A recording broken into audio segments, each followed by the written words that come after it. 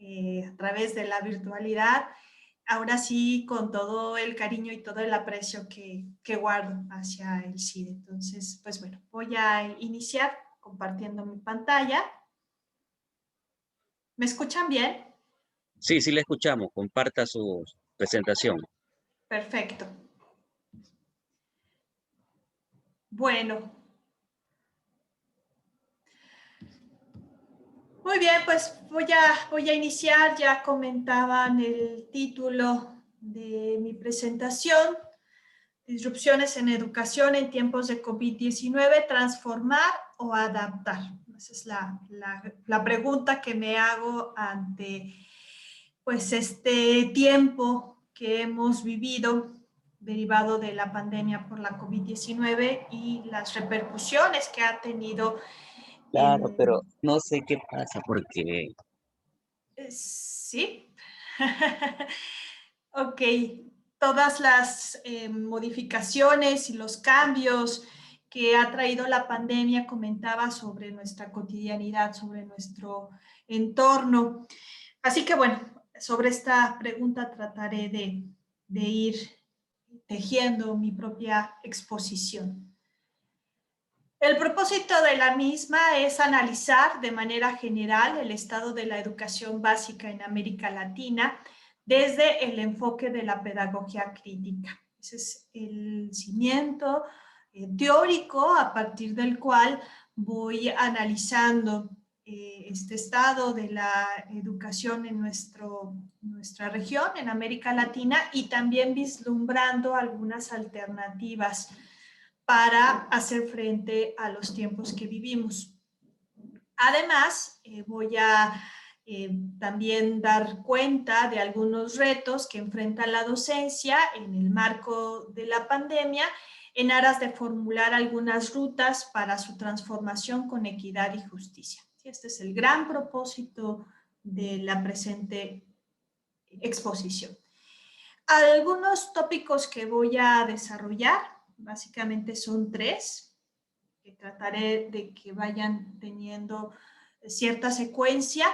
En la primera parte de mi exposición hablaré sobre algunos aportes analíticos de la pedagogía crítica al campo educativo en tiempos de COVID-19. Posteriormente, hablaré sobre algunas dimensiones trastocadas en el aprendizaje de niños, niñas y adolescentes y ejes de formación que considero relevantes para hacer frente, como ya comentaba, a estos momentos que atravesamos de manera global. Y en un tercer momento me centraré de manera particular en algunas, que les denominé así, algunas rutas de navegación para orientar la práctica docente. ¿Sí? Y quisiera que tuvieran en cuenta esta particularidad, que pretenden ser rutas, ¿sí? Rutas que no están acabadas y que por supuesto demandan de la discusión, del intercambio, de la construcción conjunta para orientar nuestra labor como docentes en estos momentos y en lo que viene, por supuesto, también. Algunas ideas brújulas que voy a estar desarrollando a lo largo de la presentación son las siguientes.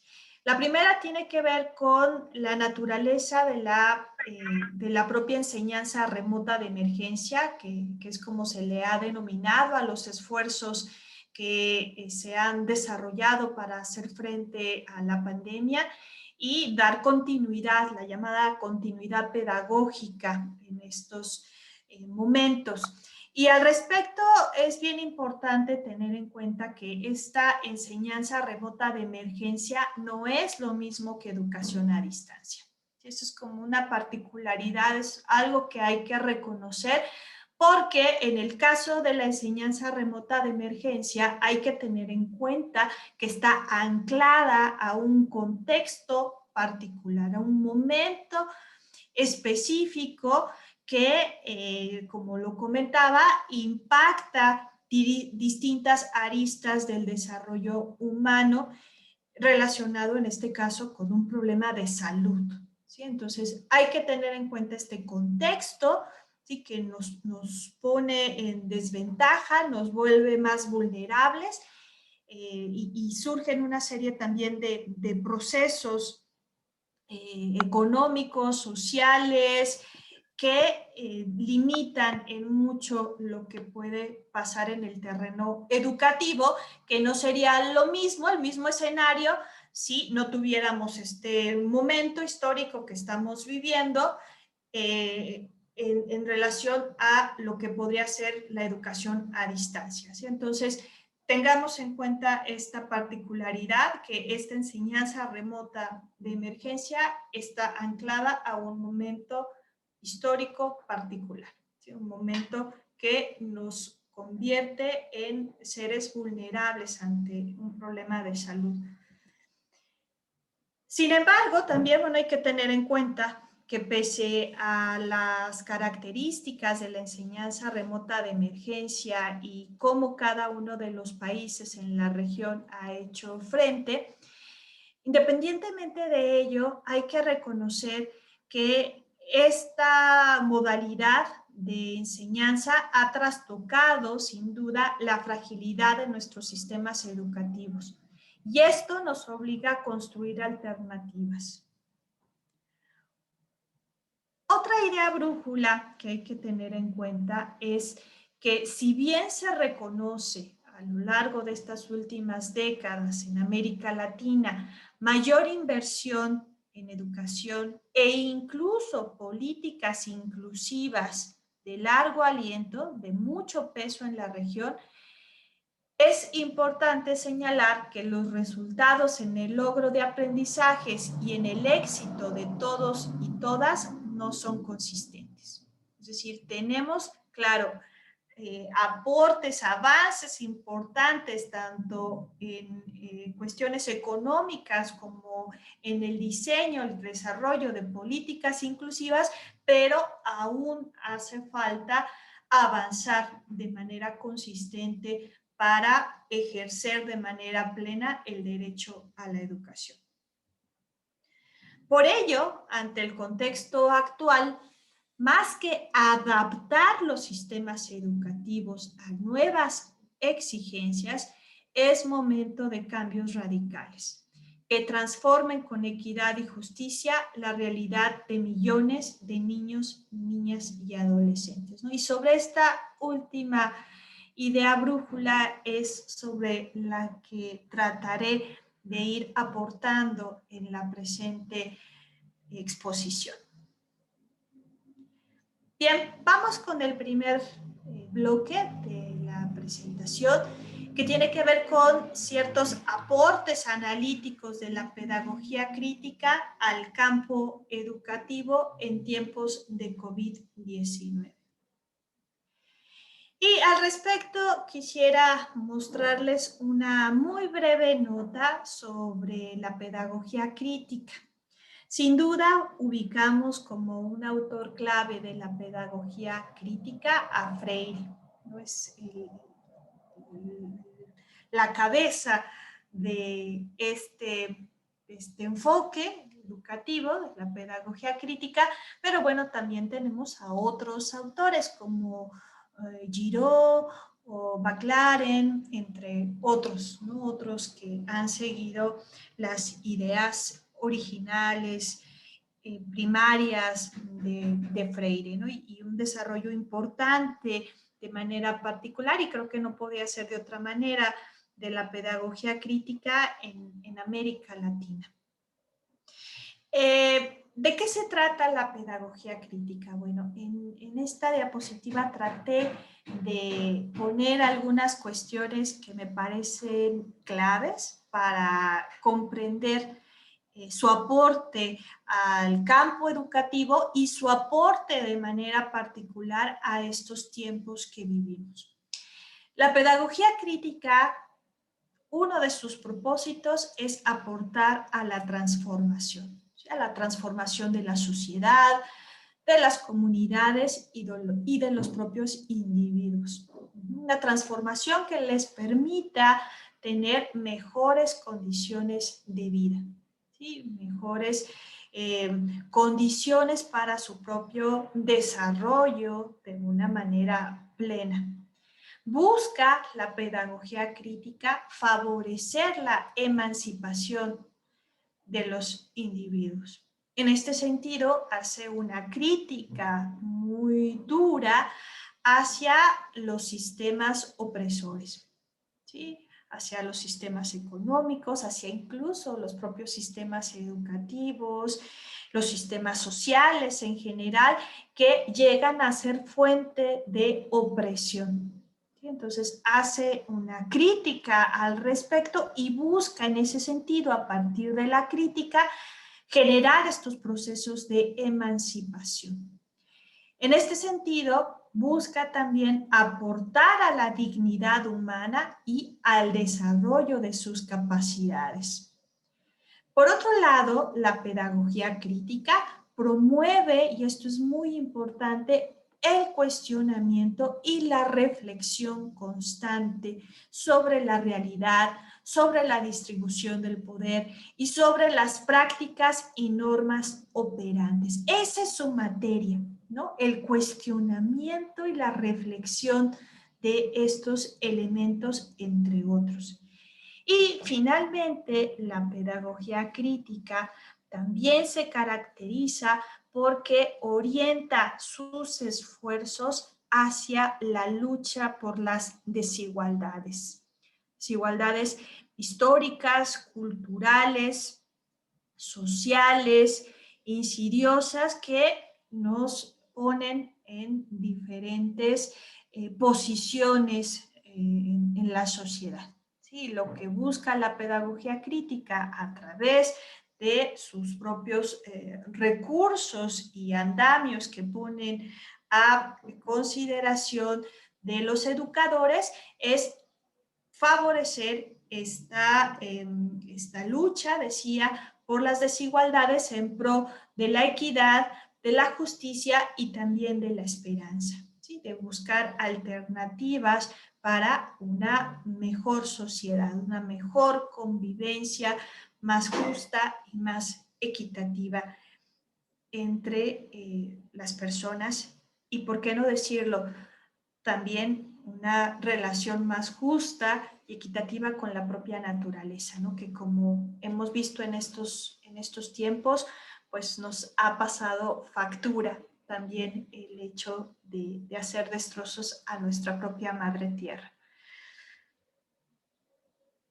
En este sentido, podemos ubicar sin duda múltiples problemas que tenemos en el mundo, ¿sí? A nivel global.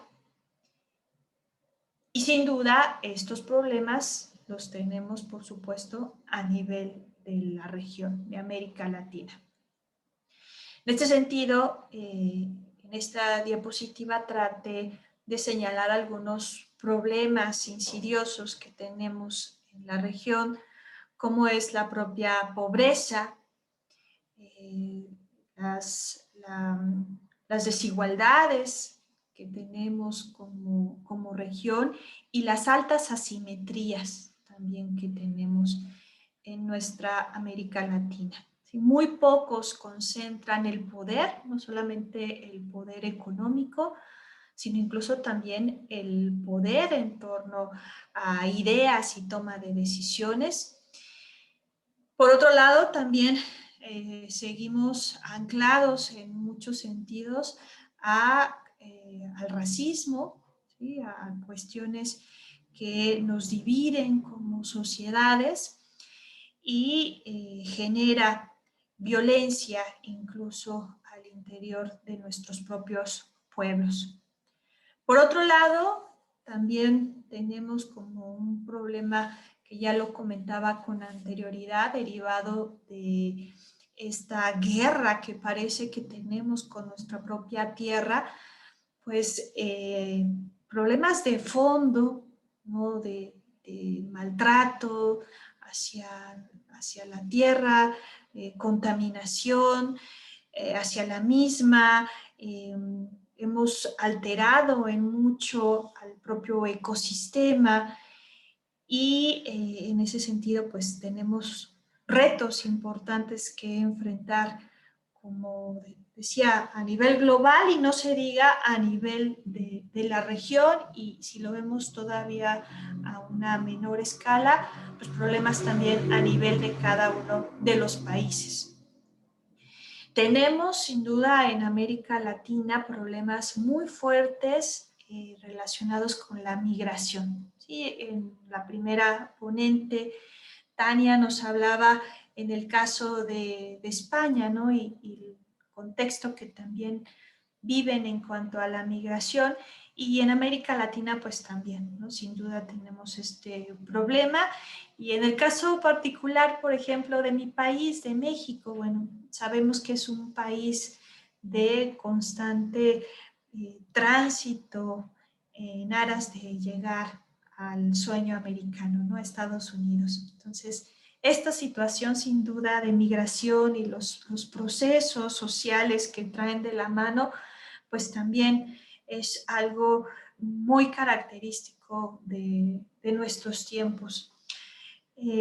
Comentaba también los problemas de violencia, y de manera particular violencia hacia las mujeres, ¿no? Como un problema muy fuerte que tenemos a nivel global, y bueno, las expresiones que hemos tenido en los últimos años, todos los movimientos de Me Too, de las feministas, ¿no? Que se han alzado y que han reclamado de una manera legítima acabar con estas prácticas patriarcales, pues bueno, están presentes, y es una cuestión también que nos interpela en el campo educativo.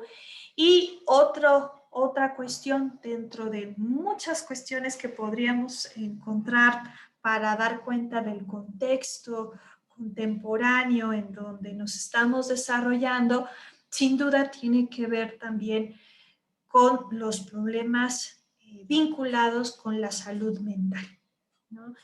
Estamos atravesando un problema de pandemia, ¿no? por la COVID-19, que sin duda pues, afecta a nuestra salud física, pero no hay que perder de vista que de la mano también ha estado causando estragos muy fuertes en nuestra propia salud mental, ¿no? Y recuperando también la reflexión de Tania en cuanto a los problemas que ella identificó durante el confinamiento en su país, y ahora que regresan los adolescentes a la escuela, ¿no? A los centros escolares, pues confirmo sin duda, ¿no? Estas problemáticas que estamos enfrentando y que nos vuelven vulnerables ante una situación inédita como la que estamos viviendo, ¿no? Que si bien en la historia hemos tenido problemas relacionados con pandemia, bueno, ahora me parece que se entrecruzan con otras problemáticas de largo alcance, ¿sí? Como decía, los problemas relacionados con el daño a nuestra propia naturaleza y al ambiente. Así que en este escenario, con estas múltiples problemáticas y retos que enfrentamos como humanidad, pues una pregunta clave es: ¿cuál es el papel de la educación? ¿Qué papel juega la educación en estos tiempos? Me gustaría, si es posible, compañeros, compañeras, que en el chat para posteriormente pudieran comentar sus reflexiones al respecto, ¿no? ¿Cuál es el papel de la educación en este contexto, con estos problemas que enfrentamos como humanidad? Me encantaría leerlos. Muy bien. Lo que la pandemia ha hecho traslúcido, ¿qué es lo que nos ha mostrado? Y no es que estas problemáticas que voy a señalar, no es que aparecieran, ¿no? Por obra divina, ¿no? Que de repente hayan aparecido, no. Sin duda son problemas que ya traíamos de antaño y que la pandemia ha desnudado, ¿sí? Nos ha permitido ver de frente y de una manera descarnada. ¿Qué es lo que tenemos? Tenemos esto derivado de trabajos que ha hecho la propia UNICEF en América Latina y el Caribe. ¿Qué es lo que se ha encontrado? Se ha encontrado acceso limitado de los niños, niñas y adolescentes más vulnerables a plataformas educativas digitales. ¿Sí? Sabemos que en nuestra región hay, lo comentaba hace un momento, hay profundas desigualdades y estas desigualdades sin duda también se ven más potencializadas, se ven más amplias cuando no tenemos el acceso a plataformas educativas y a las TIC en su conjunto. Entonces, los niños, niñas y adolescentes que viven, por ejemplo, en áreas rurales, ¿no? o en cinturones de pobreza, marginados, pues son los que están ahorita teniendo, sin duda, mayores problemas para tener este tipo de accesos. Hay también una escasa atención y oportunidades para niños, niñas y adolescentes con discapacidad, indígenas y migrantes. Esto es otro asunto que tenemos pendiente e insisto, no es una problemática de ahora, ¿sí? Sino se ha acentuado. Ya traíamos esta problemática arrastrando. Hay limitados, también se ha identificado, limitados conocimientos y capacidades de los docentes sobre plataformas virtuales y recursos de educación a distancia, pese también a las múltiples políticas y acciones y programas que los propios gobiernos han encabezado para aportar a la formación docente. Seguimos teniendo este tipo de limitaciones para hacer un uso eficaz de este tipo de recursos. Hay una brecha también de equidad tecnológica entre las ciudades y las áreas rurales de los diferentes países, ¿no? Que se relaciona incluso con la primera problemática que tiene que ver con el acceso limitado a plataformas educativas digitales en grupos vulnerables. Otra problemática son las limitadas iniciativas offline, ¿sí? Para responder a los niños, niñas y adolescentes más vulnerables sin acceso a Internet. ¿Qué es lo que tenemos en nuestra región?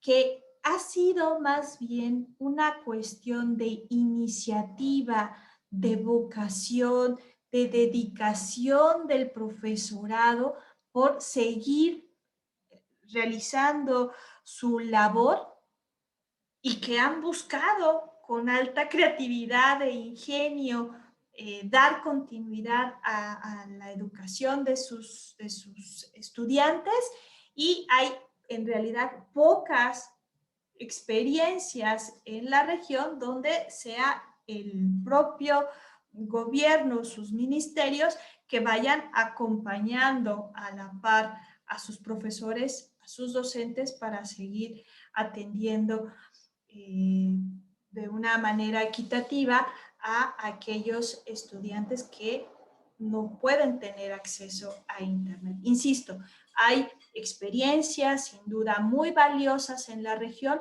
pero lo que se alcanza a visualizar ya de casi este año es que ha sido más bien la iniciativa, la voluntad, la disposición de los docentes por seguir cumpliendo su labor, quienes han movido la dinámica de las propias instituciones para dar continuidad a la educación de niños, niñas y adolescentes.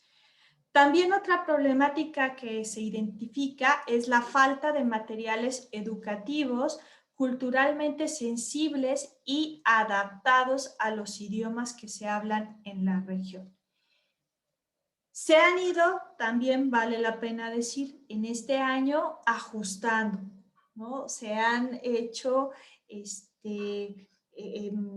experiencias o se han buscado de alguna manera dar respuesta a esta y todas las problemáticas que acabo de señalar, pero ha sido más sobre la marcha, sin duda, ¿no? que se ha dado respuesta a estas múltiples problemáticas que acabo de enumerar. Ahora, también creo que en este escenario que vivimos ante la pandemia y lo que va dejando como una estela de experiencias y de vivencias, es importante señalar que si bien hay cuestiones como las que acabo de señalar, problemas importantes como la propia desigualdad, generar un clima de incertidumbre, de ansiedad, hay desgaste, el duelo, ¿no? que sin duda hemos vivido por la partida de nuestros seres queridos, el aislamiento, la inseguridad, la depresión, las asimetrías tan marcadas que vemos entre nuestros propios pueblos y países, problemas vinculados con la economía, la falta de trabajo y de ingresos certeros, las brechas, entre otras problemáticas que pudiera enumerar. También es importante reconocer que en este contexto hemos tenido otras expresiones que nos hablan de la complejidad del ser humano y también nos dan esperanza para pensar en un futuro más compartido. En este sentido, hemos sido testigos de expresiones de solidaridad, de empatía, también de innovación, sin duda. Ahorita recuperando la última presentación del colega peruano, de creatividad, de interconexión, ¿no? Este evento sin duda no podríamos celebrarlo si no tuviéramos esta posibilidad de conectarnos en diferentes partes del mundo. ¿Sí? Entonces esto es maravilloso, ¿no? Poder estar conectados independientemente de la lejanía de nuestros países, estamos cercanos, ¿no? Estamos juntos, dada la interconexión, ¿no? Y no se diga, bueno, todo el boom de encuentros que hemos tenido a lo largo de este tiempo para acompañarnos, ¿sí? Tanto en materia educativa como en otras cuestiones, ¿no? De nuestra propia existencia, incluso en la propia vida familiar, ¿no? No sé si a ustedes les ha sucedido, pero como anécdota quisiera comentarles que hace pues mucho tiempo, cerca de 25 años, no tenía contacto con mis primos de la infancia y a partir de lo que estamos viviendo hubo un acercamiento muy profundo, ¿no? Muy valioso y que finalmente nos ayuda, digamos, como decía, a fortalecer estos lazos como seres humanos. También hemos visto expresiones de corresponsabilidad, de favorecer la construcción de comunidad. Hemos visto también un retorno importante a la filosofía, al arte y a reconocer la diversidad de nuestros pueblos y a valorar nuestra existencia, ¿sí? A valorar la vida. Entonces, en este sentido quisiera destacar, ¿no? Estas paradojas de la COVID-19, de la pandemia, ¿no? Que si bien hay una serie de problemáticas que no podemos ocultar, también nos ha permitido ir construyendo e ir demostrando otras aristas de nuestra humanidad, ¿sí? De lo que nos hace ser seres humanos. Y bueno, aquí recupero una pregunta que me gusta mucho y que quisiera compartírselas también a ustedes, ¿no? De Leonardo Boff, citado en la obra que aparece en la diapositiva. Y él nos pregunta lo siguiente: ¿seremos capaces de captar la señal que el coronavirus nos está enviando o seguiremos haciendo más de lo mismo, hiriendo a la tierra, autohiriéndonos en el afán de enriquecer? Y bueno, es una pregunta que también les hago, y en la imagen pues pongo esta representación moderna de Sísifo, ¿no? Si lo recordarán, ¿no? Que estaba condenado, ¿no? Por realizar una acción que no fue bien vista a los ojos de los dioses, ¿no? Fue condenado a arrastrar por toda la eternidad una piedra, llevarla hasta una cima y que cayera la piedra, ¿no? Y de nueva cuenta empezar esa misma tarea, ¿no? Esa ardua tarea, ¿no? Arrastrar, arrastrar, tirar. ¿Sí? Y en ese sentido pongo pues cierta analogía con el campo de la educación, ¿no? Si seremos capaces de ver lo que nos está alterando el coronavirus en el campo educativo, ¿no? Y seremos capaces de transformar, de cambiar hacia una educación más justa, más equitativa, ¿no? Que valore otras aristas del desarrollo humano y vea por el bien común, o seguiremos repitiendo lo mismo, lo de siempre.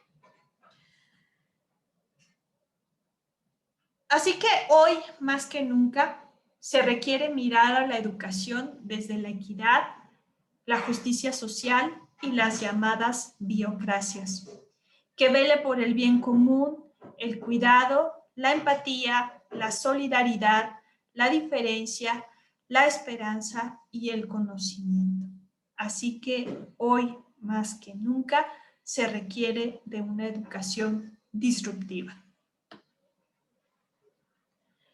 Ahora voy con el segundo punto que comentaba en estos 3 tópicos que me gustaría compartir con ustedes. En este segundo eje, quisiera hablar sobre algunas dimensiones trastocadas en el aprendizaje de niños, niñas y adolescentes, y 4 ejes de formación que pongo, por supuesto, a la discusión y a su consideración. Bien, en esta diapositiva ustedes observan, a partir de una revisión que hice de algunos materiales, sobre alteraciones asociadas a la COVID-19 en niños, niñas y adolescentes, ¿no? Dimensiones, como lo iremos viendo, que se han visto afectadas, debilitadas, colapsadas. Y a grosso modo tenemos, para fines de organizar estos diferentes aristas que se han visto afectadas, las he organizado en 4 grandes dimensiones.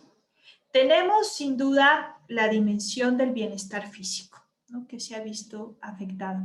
Digo niñas, niños y adolescentes, pero sin duda también en nosotros como adultos. ¿Sí? ¿No? También hemos tenido nuestros propios alteraciones, nuestros propios retos ante la pandemia y lo que ha dejado a su paso. Pero quisiera centrarme exclusivamente en niños, niñas y adolescentes, ¿no? Y lo que se reporta hasta el momento en la propia literatura y en estudios muy serios sobre lo que ha pasado. En el caso de la dimensión, decía, del bienestar físico, pues se describen, se reportan cambios en patrones de sueño, cambios en patrones de alimentación, aumento de malestares físicos, ¿no? También por el hecho de estar tanto tiempo sentado, ¿no? Ya sea tomando clases en línea o por la inactividad de sí, no poder salir en algunos lugares, en algunas regiones de manera particular. Hay menos actividad física y eso sabemos, ¿no?, de investigaciones ya de antaño, que existe una correlación positiva entre prácticas de deportes y funciones cognitivas. Entonces, aquí hay un problema muy fuerte, ¿no? Menor actividad física nos lleva a tener problemas también en nuestras propias funciones cognitivas.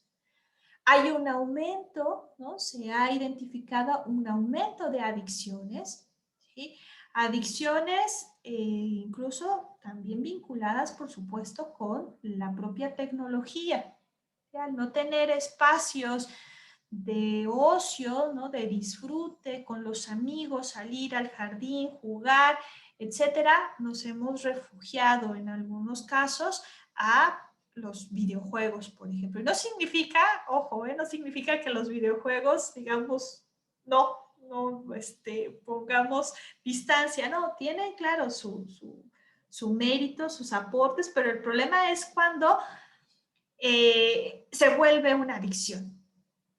¿Sí? Nos metemos tanto en eso y dejamos de mirar lo que pasa a nuestro alrededor, ¿no? Y a generar otro tipo de comportamientos.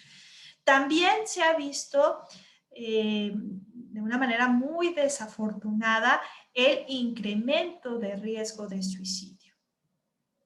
En la dimensión afectiva se reportan cambios abruptos de humor y de comportamientos, problemas de ansiedad y depresión, ya lo comentaba nuestra primera ponente, Tania, dificultades para elaborar el duelo, frustración y desesperación, preocupación y temor constante. En la dimensión cognitiva se ha identificado pues una mayor procrastinación, ¿no?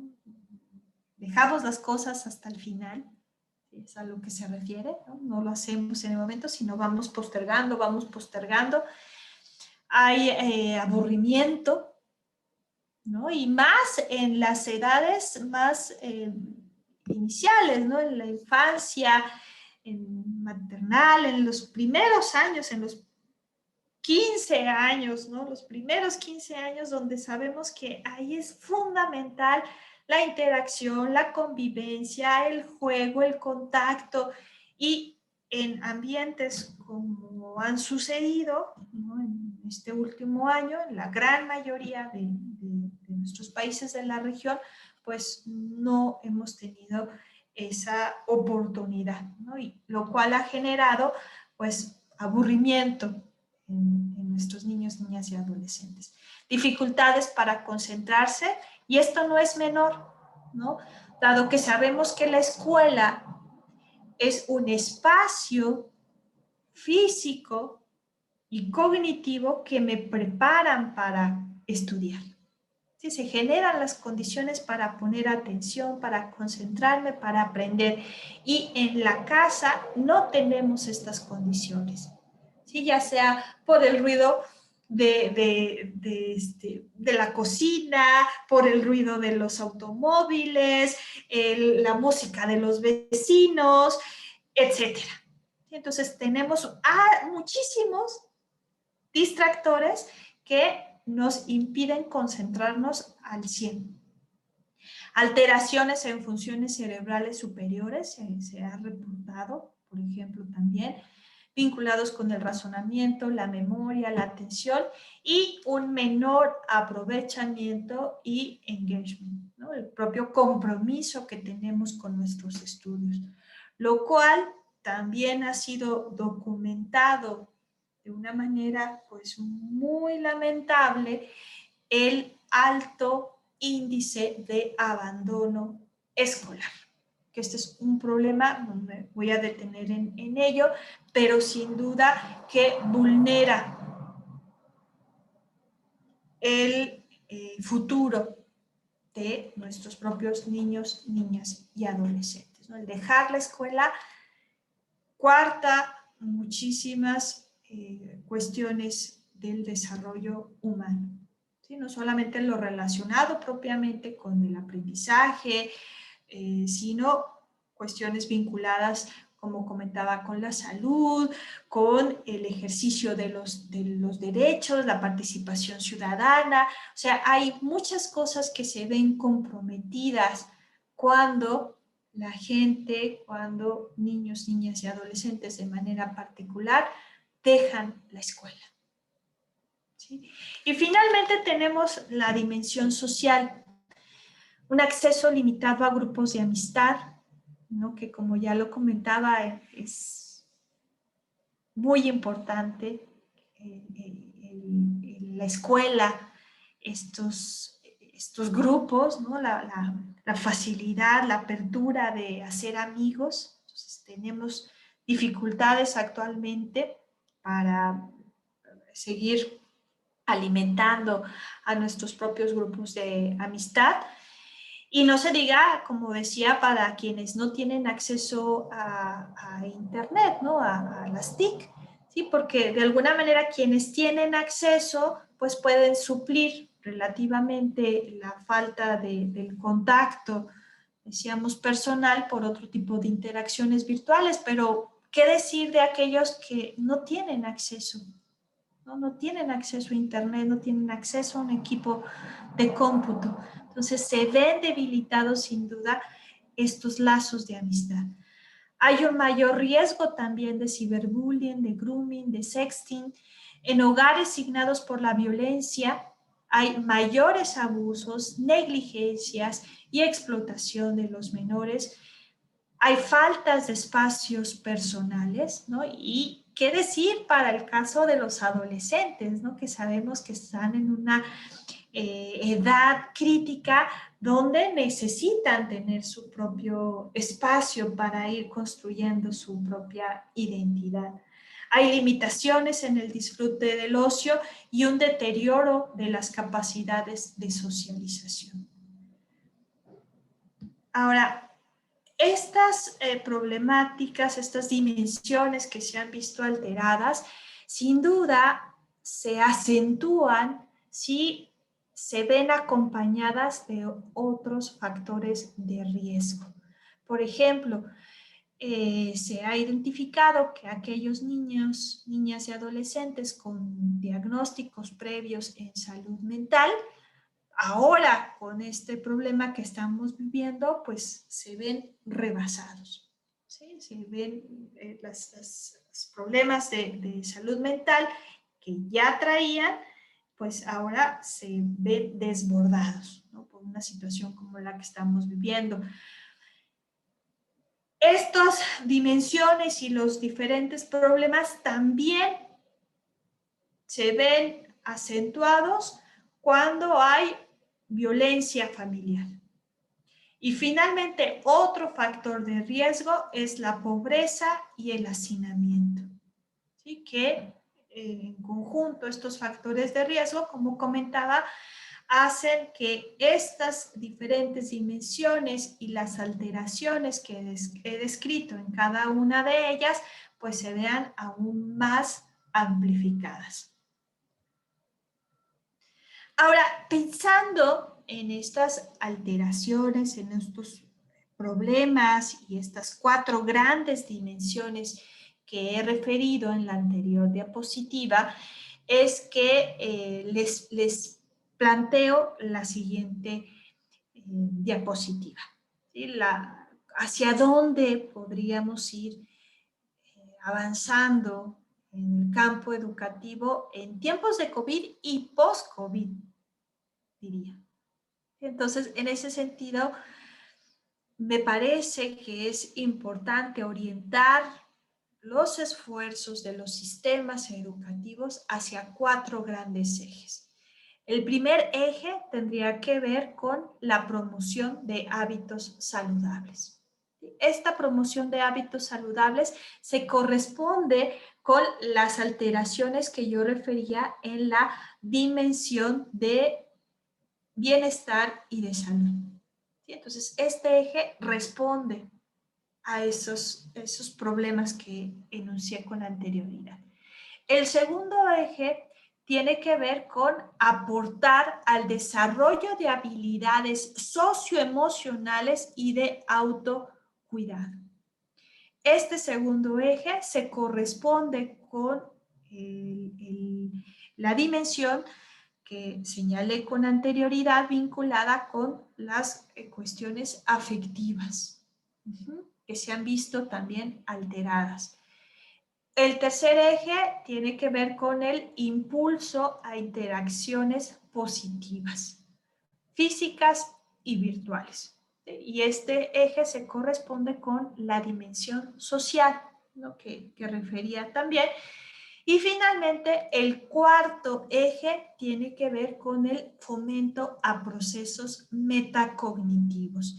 Si hay algo que se ha discutido y mucho en estos tiempos de pandemia, es la importancia de hacer efectivo esta idea del aprendizaje a lo largo de la vida y el aprender a aprender. ¿No? Cosas que no son nuevas, insisto, son cosas que ya se han desarrollado con anterioridad por diferentes autores, pero ahora en estos tiempos se ha recuperado en mucho la importancia de aportar desde nuestros sistemas educativos al fomento de estos procesos metacognitivos.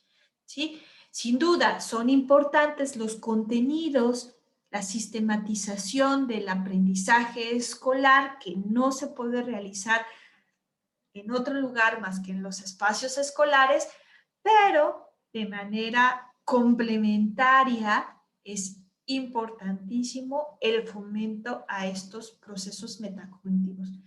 Los procesos metacognitivos, recuerden, no son otra cosa más que aprender a pensar, ¿sí? Pensar sobre el pensar. Y que de esta manera autorregulada, de autorreflexión, sea capaz de ir regulando mi propio pensamiento y mis propios procesos de aprendizaje de manera particular. Sobre este punto también quisiera compartirles algunas nociones que me parece que son válidas para estos tiempos, que tienen que ver con alternativas para pensar la educación y en este sentido recuperar los aportes de Connell de manera particular y otros autores que han aportado al respecto sobre justicia curricular.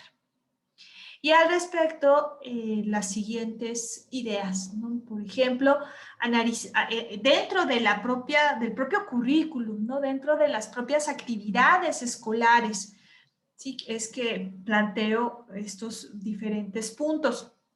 Analizar el papel de la educación desde el punto de vista de los grupos vulnerables y excluidos. Pensar la salud desde la mirada de quienes han sufrido la enfermedad. Sentir el dolor desde la perspectiva de las familias que perdieron a sus seres queridos.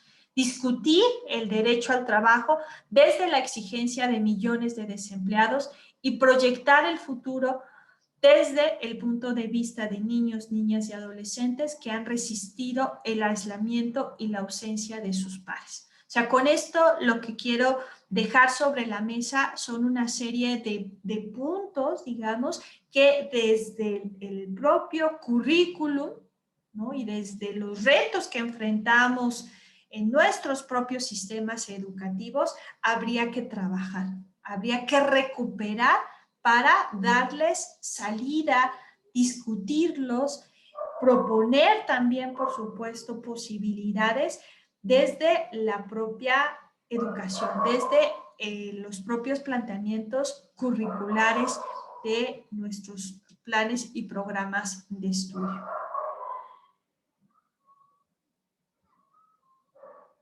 Finalmente, en cuanto al tercer punto, que son estas rutas de navegación para orientar la práctica docente, sin duda hay muchas cosas que podríamos trabajar, que podríamos reflexionar sobre estas lecciones, de alguna manera que la pandemia nos ha dejado en el terreno educativo, pero quisiera centrar estas rutas de navegación exclusivamente a nuestra labor como docentes, ¿no? Porque entiendo que la mayoría de ustedes se desarrollan como docentes. Y al respecto, antes de hablar de estas rutas de navegación para orientar nuestra labor, quisiera colocar esta diapositiva con la idea de señalar la importancia de analizar el papel de la docencia desde la ética. Sí, creo que ahora más que nunca hay que reflexionar sobre nuestra labor desde un posicionamiento ético. Y al respecto, quisiera señalar algunas notas sobre qué es la docencia, ¿no? ¿Cuál es su sentido? ¿Cuál es su misión? Primero señalar, la docencia es una profesión. Va más allá del compromiso y la vocación, es decir, requiere de procesos de formación constante, ¿sí? Procesos que nos permitan ir reconfigurando nuestra propia labor a lo largo del tiempo. Sin duda el compromiso y la vocación son importantes, pero los espacios de formación son vitales, ¿no? Para asumir nuestro rol como docentes. En este sentido, la docencia interpela una práctica reflexiva, cambiante y crítica. No hay que perder de vista que la docencia tiene una encomienda social de largo alcance y que no es una encomienda menor. Nuestra encomienda es formar ciudadanos. Y en cuanto a nuestra actividad como formadores, recordar, siguiendo también las ideas de Freire, que la formación es un acto de transformación. La educación es un acto de transformación. Ahora, ¿qué es la ética en la docencia? Bueno, la ética en la docencia pone en el centro crear condiciones para el aprendizaje y el desarrollo autónomo de los individuos, donde el diálogo, el respeto, la libertad, la toma de conciencia, el uso y construcción del conocimiento son indispensables. ¿Sí? De ahí que en estos tiempos, ¿no? Y vuelvo mucho al origen de la presentación, es importante repensar también nuestra propia labor en el campo educativo y transformar lo que estamos haciendo. Ahora, también se ha discutido mucho, ¿no?, sobre la importancia de las TIC en estos tiempos. Sin embargo, creo que desde este posicionamiento ético hay que tener en cuenta que el uso de las TIC debe estar al servicio de la docencia y no al revés. Sí, porque, bueno, ya saben estas ideas futuristas donde todo parece que va a ser tecnología. No, o sea, me parece que ese no es el punto, sino es cómo utilizo las TIC para favorecer el aprendizaje y el desarrollo autónomo de los individuos. Esa es la pregunta clave, ¿no? Esa es una de las preguntas que me parecen vitales en esta discusión sobre nuestros propios sistemas educativos. Y yendo hacia las rutas de navegación, ¿no?, hacia dónde orientar nuestra labor. Una primera ruta es de la transmisión exclusiva de conocimiento al desarrollo de la libertad, la autonomía y la agencia de los individuos como sujetos de transformación. ¿Sí? Esta es una primera ruta para orientar nuestra labor como docentes. ¿Sí? Digo, son ideas muy gruesas que sin duda cada una de ellas nos implicaría a discutirlas de fondo y ver cómo las llevamos a la práctica, ¿sí? A nuestra labor cotidiana como docentes. Una segunda ruta de navegación, es pasar de la formación en rutinas a la formación en potencialidades y capacidades adaptativas para aprender a navegar en realidades líquidas, siguiendo los aportes de Bauman, y cambiantes, y aportar al bien común, ¿no? Que este es un agregado que me parece muy importante, ¿no? No solamente es cómo me adapto, cómo navego en estas realidades líquidas y cambiantes, sino cómo aporto al bien común, ¿no? Recuperando el planteamiento del primer tópico del cual les hablaba, ¿no? Sobre la importancia de pensar en la comunidad, ¿no? Pensar en colectivo.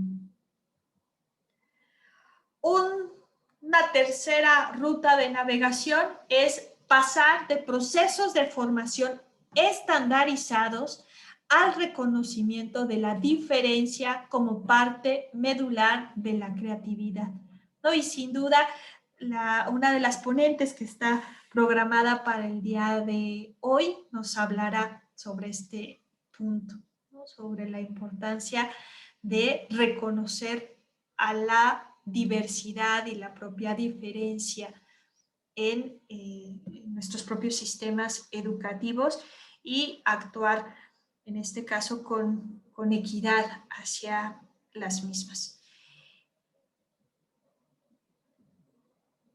Una siguiente ruta de navegación es pasar del control exclusivo del docente hacia la autorregulación en los procesos de aprendizaje. Esto sin duda, insisto, no es nuevo, ¿sí? No es algo que a Gabriela se le haya ocurrido, no.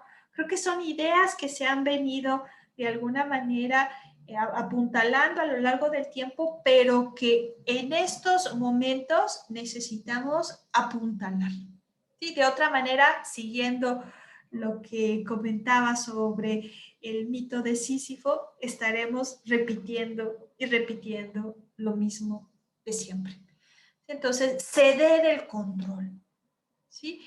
Acompañar, claro, a nuestros estudiantes en estos procesos, pero generar autonomía, ¿sí? Generar capacidades para tomar decisiones, ¿sí? Y para autorregular estos procesos de aprendizaje sin perder de vista a la comunidad.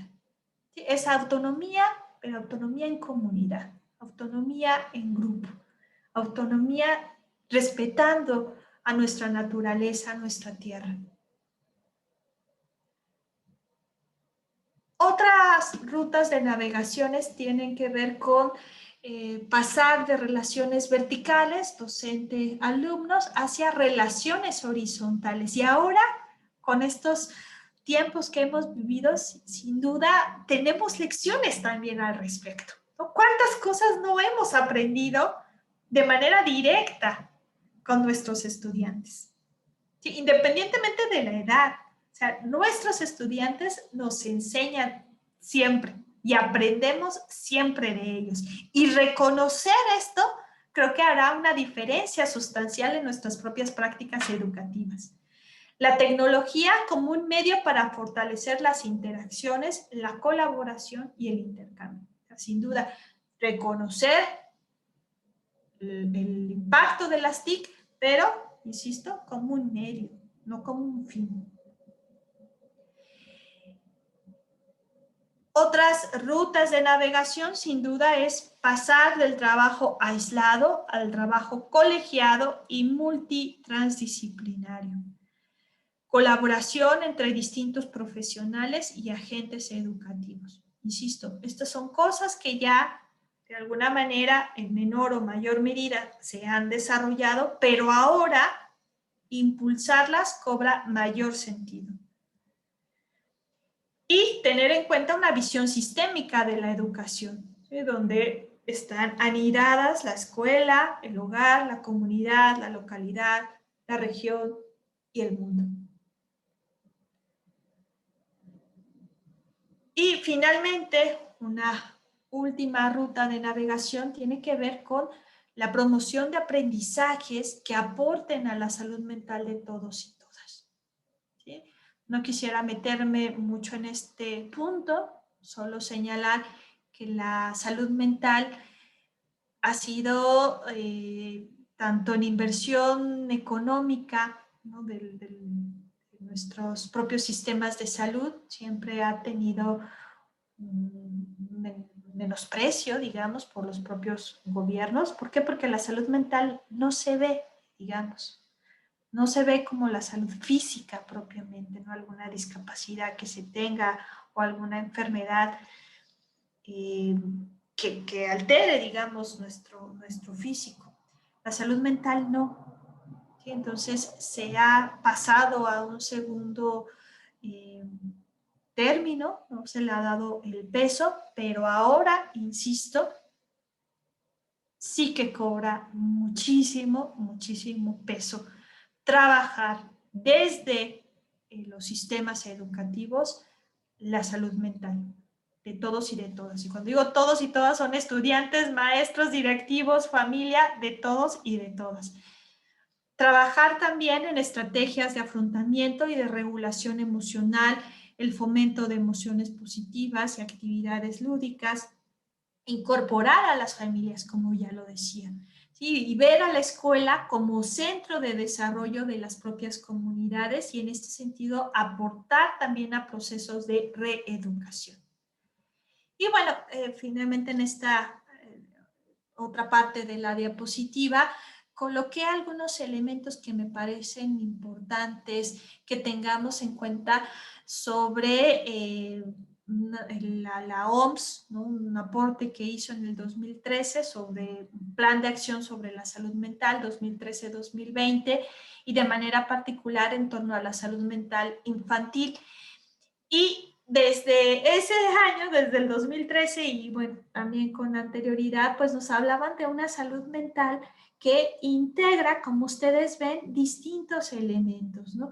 Desde la promoción del desarrollo integral de los menores, generar un sentido positivo de la identidad, aportar a la gestión de los pensamientos y las emociones, crear relaciones sociales, ¿no? Crear relaciones de amistad, ¿no? De cuidado, la aptitud para aprender y adquirir una educación. Fíjense, ¿no? También la salud mental aporta eso, a tener una aptitud, ¿no? Para el aprendizaje.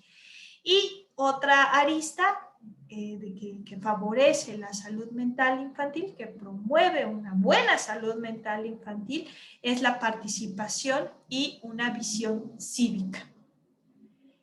Y bueno, ya a manera de cierre, algunas consideraciones. La educación, ver a la educación, ¿no? Y que espero haberles compartido esta idea, esta inquietud, ver a la educación como un acto de transformación y de aporte a la dignidad humana se vuelve imprescindible en el contexto de la pandemia. El arte y el juego, y de ahí que celebro muchísimo este congreso, ¿no? Que tiene como eje la educación, la arteterapia, el origami, los juegos didácticos, porque sin duda el arte y el juego son piezas claves en los procesos de formación y de liberación, como también la alfabetización científica y tecnológica. La escuela como espacio que reconoce la diversidad y promueve el pensamiento divergente. Esta es otra cosa que me parece fundamental para transformar a nuestros propios sistemas educativos. Y finalmente un pensamiento de Paulo Freire que me parece muy importante porque a veces queremos que la educación haga todo, ¿no? Que aporte y que resuelva todo. Y Freire nos recuerda, la educación no cambia el mundo, cambia las personas que van a cambiar el mundo. ¿Sí? Y entonces en ese sentido mi apuesta, ¿no? Mi apuesta por la educación, por la formación de personas que puedan aportar a transformar a nuestro mundo. Y bueno, pues muchas gracias, CIDE, gracias, Ecuador. Tienen aquí mis datos y muchas gracias. Dejo de compartir mi pantalla para preguntas, comentarios. Ya me pasé de tiempo, ya vi.